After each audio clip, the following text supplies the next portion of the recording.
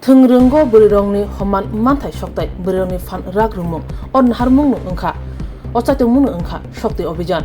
Tang Salo Agotola Prodes Congress Babano Kaisa Koktuma Tumerni Kutumo Klajaka Koktuma Tumerni Kutumungo Manjaka Sorbo Bartio Jatio Congress Indra Fullo Shoper Observer Momtaz Begum Pradesh Congress Kasku Ashish Kumar Shah Pradesh Congress Kusam Kasku Piyush Kanti Bishwas Mohila Congress ni adong juk khobi Congress ni kubri namashne adong ro o shalni koktuma thumani kuthum munga khokhengtini bo sorbo bhartiyo jatiyo congress ni observer Momtaz Begum saka thangnai bishwas sakang shokti obhijan samung butang launch khlai rejagmani tangsalo abono taisa kathang khlai rejakphika koktuma thumani bisingti shokti obhijani samung butang sawikhna shokti obhijan samung butang ni bisingti Tripura hasini joto boirongno thansa khanyani naharmung tei Burirongni joto manthai shoktairongno rani o chobani bagino yapri barok jakha o shalo shokti obhijani naharmung tamo chiri shukrobi sawikhna rwkha Observer Momtaz Begum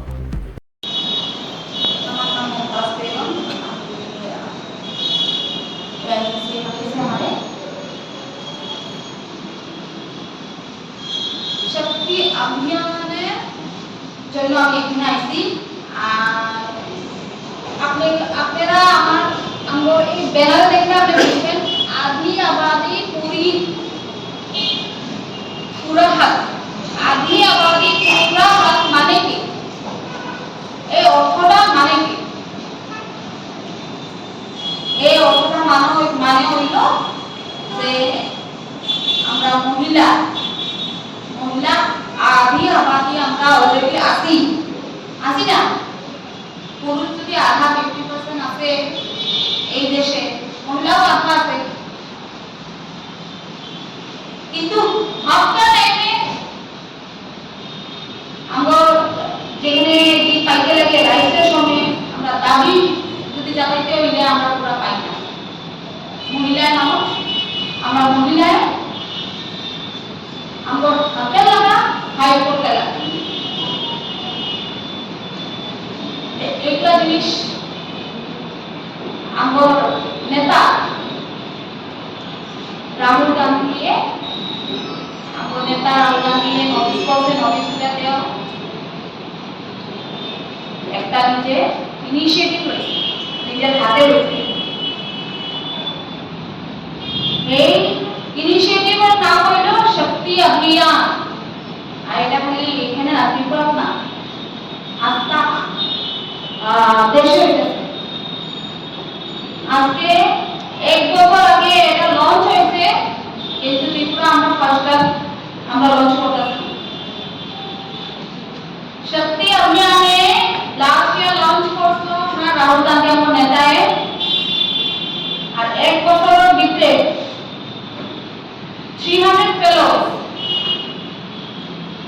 4300 শক্তি club 4300 বানানো হয়েছে আর তার ভিতরে 31000 member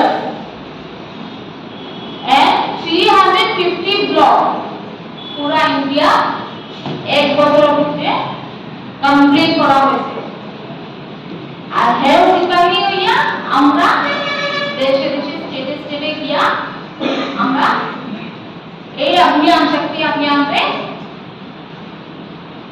আগে লইয়া গেছে শক্তি অভিযান শক্তি club মানে কি এটা ভিতরে ইন্দ্রা ফেলোশিপ দেই আমরা এটা ভিতরে ইন্দ্রা ফেলোশিপ পরে ইন্দ্রা ইন্টার্নশিপ এটা ভিতরে শক্তি ক্লাবও আছে একটা পার্ট হয়ে যায় তার মেইন অবজেক্টিভ হলো ইন্দ্রা ফেলোশিপে নোটিস করে যে আমরা মহিলার ভিতরে কত মহিলার ভিতরে তার গুণ আছে কোয়ালিটিস আছে রাজনীতি আওয়াজ আমরা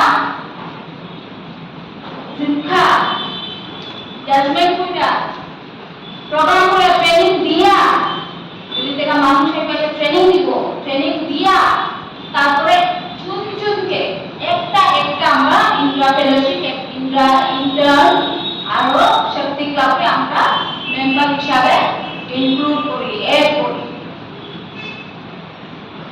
যা রাজনীতির আওয়াজ ক্যাপাবিলিটি আছে, কোয়ালিটি আছে, কিন্তু এরা আইতে পারে না, বিভিন্ন কথা কারণে আইতে পারে না, জিম্মেদারি আছে করে না। কিন্তু রাজনৈতিক থাকা যে সবথেকে বড় জিম্মেদারি, এটা আমরা মহিলাদের সজাগ করতে চাই। আমরা কংগ্রেসে আমরা রাহুল গান্ধী আমার লিডারে সজাগ করতে চাই যে মহিলার ভিতরে কি শক্তি আছে, মহিলার ভিতরে কি গুণ আছে, আর এরা যে আজকে রাজনীতির আওয়াজ কত জরুরি এরা জানো, এখন ব্যক্তিগত শক্তি আছে এরা জানো, এই প্রোগ্রামের জরিয়ে জানো। আজকে ডিসিশন মেকিং এ আমরা মহিলা কম কি নাই। আজকে পলিটিক্যাল এজেন্ডা হোক, আজকে চাকরির কথা হোক, আজকে কাম কাজের বাইরেও হাতের আর্টিস্ট কথা হোক, বিভিন্ন ধরনের যারা যে কোনো ফিল্ড, ডোমেস্টিক হোক, ঘরের কাজকাম হোক, মহিলা কিন্তু কোনো জিনিসের একটা দেওয়া হয় না। ঘরের মাঝে হোক, কোম্পানিতে হোক, কাম কাজে হোক, পলিটিক্সে হোক, স্কুলে হোক, হসপিটালে হোক, এই জিনিসগুলা আমরা চাই, কংগ্রেসে চাই, আমরা রাহুল গান্ধী আমার নেতারা চায় যে 50% decision making A in every sector, public sector হোক, প্রাইভেট সেক্টর হোক, পলিটিক্স হোক, সব জিনিসে মহিলা 50% যোগদান থাকুক। পলিটিক মতে এবারে পজিশন দেওয়া হোক। আমরা demand 50% quota in education and employment opportunities, और 50% share in union, state and local bodies budgets for women. যে সময় ইউনিয়ন বডি বানানো হয় বাজেটে, সেন্টারে only 5%, মাত্র 5% আমরা মহিলা স্কিমর ডাইরেকশনে বাজেট দেওয়া। ইমাজিন করেন আপনারা, জাস্ট 5% মহিলার প্রতি একটা স্কিম দেওয়া, মহিলা রিলেটেড স্কিম, মহিলার প্রতি না, মহিলা রিলেটেড স্কিম। আর বাকি 95% জেনারেল থাকে। জেনারেল মানে সবাই জানেন, পুরুষ। আজকে ইনকাম সোর্স, যে কোনো ফিল্ড ইনকাম সোর্স থেকে একটা পুরুষে 100 টাকা পায়, এই ইনকাম সোর্সের এই ফিল্ডে একটা মহিলা মাত্র 40 টাকা বা 30 টাকা একটা পাইতে পারে। পসিবিলিটিও না, সেম কাম করবো, সেম এনার্জি ওয়েস্ট করবো, সেম টাইম দিব, কিন্তু যে পেমেন্ট আমার কথা হয় ওই সময় এই মহিলারে কম দিয়া 50% না, 40% না, 30%, 20% এরকম কম দিয়া, কিন্তু কাম করে মহিলা একটাই আর পুরুষ একটাই সমান। এইগুলোতে ডিসক্রিমিনেশন, ইনইকুয়ালিটি কি জন্য? এই মেন বুড়িটা কি যে এগুলো সব জিনিসের মহিলার লগে একটা থাকে, ইনইকুয়ালিটি থাকে, ডিসক্রিমিনেশন থাকে। কেন? বিকজ মহিলারা আমরা পলিটিক্সে ইনভলভমেন্ট থাকি না। এই জন্য ডিসিশন মেকিং এ আজকে লোকাল বডি হোক, স্টেট পলিটিক্সে হোক, ন্যাশনাল পলিটিক্সে হোক,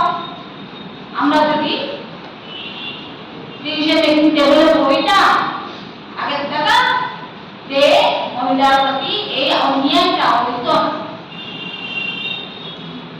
আজকে যদি লোকাল বডি, মিউনিসিপালিটি, পঞ্চায়েতে যদি আমরা 50% ভাগিদারি পাইতাম, তে আমরা local body rules and regulation আমরা চেঞ্জ করতে পারতাম। 50% ভোট দিয়ে আমরা মেজরিটি আমগর মহিলা প্রতি আমরা ডিসিশনে একটা চেঞ্জ আনতে পারতাম। আর এই চেঞ্জে আমগর লাইফে, মহিলার লাইফে একটা এফেক্ট হইতো, পজিটিভ ওয়ে সুবিধা একটা পাইতাম। আজকে যে এই 40 রুপিস এর 100 রুপিস এর ডিফারেন্সটা কইলাম আপনি করে, এটা একটা উদাহরণ। আজকে ফিল্ম ইন্ডাস্ট্রি যান, যে কোনো হসপিটাল বা স্কুল কলেজ বা গভর্নমেন্ট যে কোনো জায়গায় আপনি যান, মহিলারা সবসময় একটা ইনকামটা একটা পুরুষের থেকে কম থাকে। আমরা যদি আজকে মিনিস্ট্রি লেভেলে থাকতাম, সেন্ট্রাল গভর্নমেন্টে থাকতাম, মহিলা এই জিনিসটা লইয়া আমরা আওয়াজ উঠাইতে পারলাম না। কিন্তু আমরা মহিলা ইনভলভমেন্ট নাই, প্রত্যেকে আমরা আওয়াজটা উঠাইতে পারি না। আজকে যদি আমরা এমএলএ থাকতাম 50%, আজকে যদি আমরা পার্লামেন্টে থাকতাম 50%, লোকে বানায়, পার্লামেন্টে বানানি হয়, স্টেট লোককে বানায়, এমএলএ তে বানায়। আমরা যদি 50% থাকতাম, যে আমরা সব লোক আমগো ডিসিশন একটা ইনভলভমেন্ট থাকতো, আর আমরা যেটা আমগো সুবিধা মতে লোক বানানি হয় না, আমরা সেগুলোর উপরে আমরা কথা দিতে পারতাম। কিন্তু আমরা ইচ্ছুক নাই, আমরা ঘরে বইয়া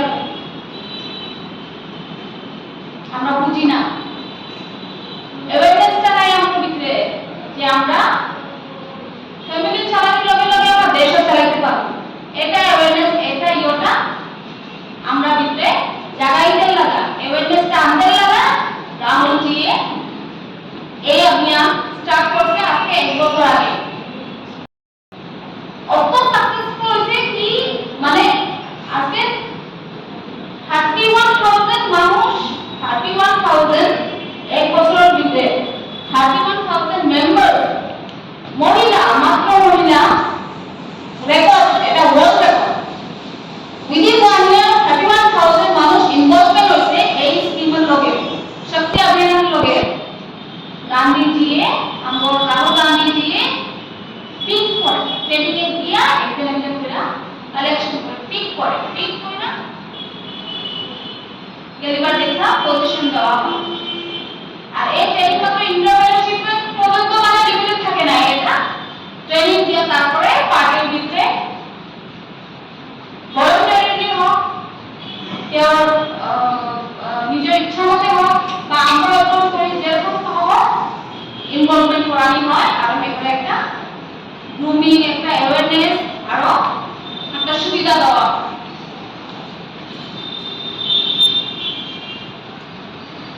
এটা একটা হলো ওয়ে, একটা ওয়ে, এই স্কিমের একটা ওয়ে যে উমেন সেন্ট্রিক পলিটিক্সে যাতে আমার ইন্ডিয়ান কালচার হামানি হোক, এটা হলো তরিকা একটা। আজকে আমরা ত্রিপুরাতে শুনে এলাম, আমি তো থাকি না এখানে, বাইরে থেকে এসেছি, কিন্তু আমি শুনছি যে এখানে বলে মহিলা 2000 একটা স্কিম দেয়, স্টেট স্কিম কিছু একটা যোজনা দেয় নাকি।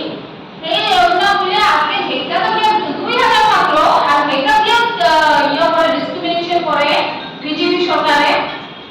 হ্যাঁ বলে যে তুমি বিজেপি কি হয় বিজেপি করে, আর যদি বিজেপির গুণগান গায় স্টেটের ভিতরে রেকর্ডে এই স্কিমটা দেওয়া হয়।